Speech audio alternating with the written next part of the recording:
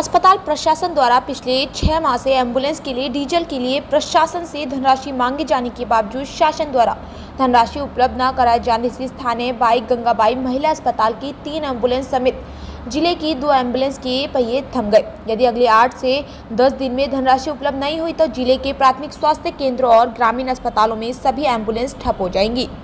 अभी आप कैसा करेंगे? प्राइवेट बना करके जाना पड़ेगा।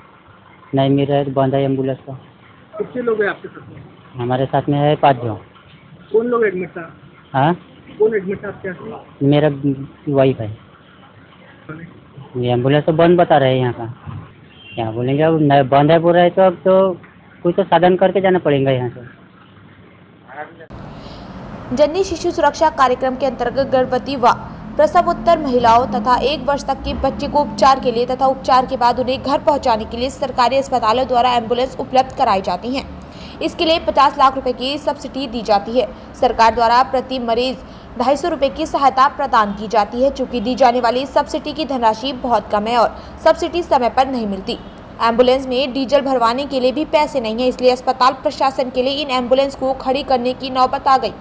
जिले और पड़ोसी राज्यों मध्य प्रदेश और छत्तीसगढ़ से गर्भवती महिलाएं प्रसव के लिए यहाँ गंगाबाई महिला अस्पताल आती हैं। यहाँ बच्चों को भर्ती किया जाता है और उनका इलाज भी यहीं किया जाता है। जिले से प्रसव के लिए अस्पताल में भर्ती प्रसव के बाद महिलाओं को अस्पताल की एम्बुलेंस द्वारा घर ले जाया जाता है। इसमें देवरी, चिचड़गढ़, अर्जुनी, मोरगांव आदि दूर दराज के तालुकाओं की गर्भवती महिलाएं शामिल हैं। क्योंकि सभी के लिए प्रति मरीज सब्सिडी केवल 100 रुपए है।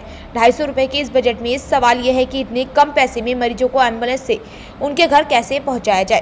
बाई गंगाबाई महिला अस्पताल को एम्बुलेंस के लिए कोई सरकारी अनुदान नहीं मिलने के कारण पिछले 6 महीने से अस्पताल के सामने 3 एम्बुलेंस खड़ी हैं। परिणाम स्वरूप गर्भवती एवं प्रसूति महिलाओं को उनके घर तक छोड़ना मुश्किल हो गया। यहाँ बाई गंगाबाई महिला अस्पताल, प्राथमिक स्वास्थ्य केंद्र और ग्रामीण अस्पताल में कुल 56 एम्बुलेंस है। प्रत्येक एम्बुलेंस की मासिक लागत रुपए 1000 है।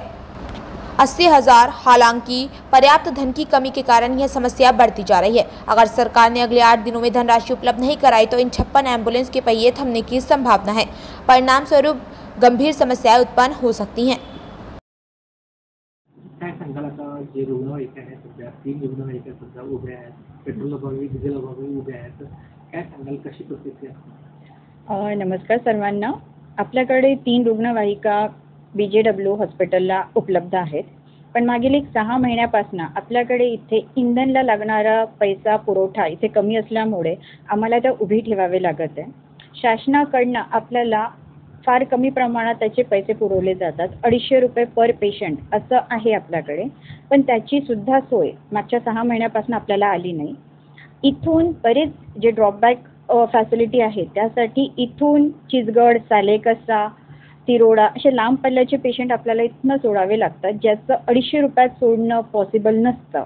तर आम्हाला थोडं मुबलक प्रमाणात 250 वरनं थोडे पैशांची वाढ झाली पाहिजे अशी विनंती आहे सरकारकडे। आणि अनुदान दरवेळेस रेग्युलर बेसिसवर मिळालं तर आमच्यासाठी ह्या सोयी पूर्णपणे पेशंटला देणाऱ्यांना किंवा रुग्णांना द्यायला फार जास्त मदतीस होतील।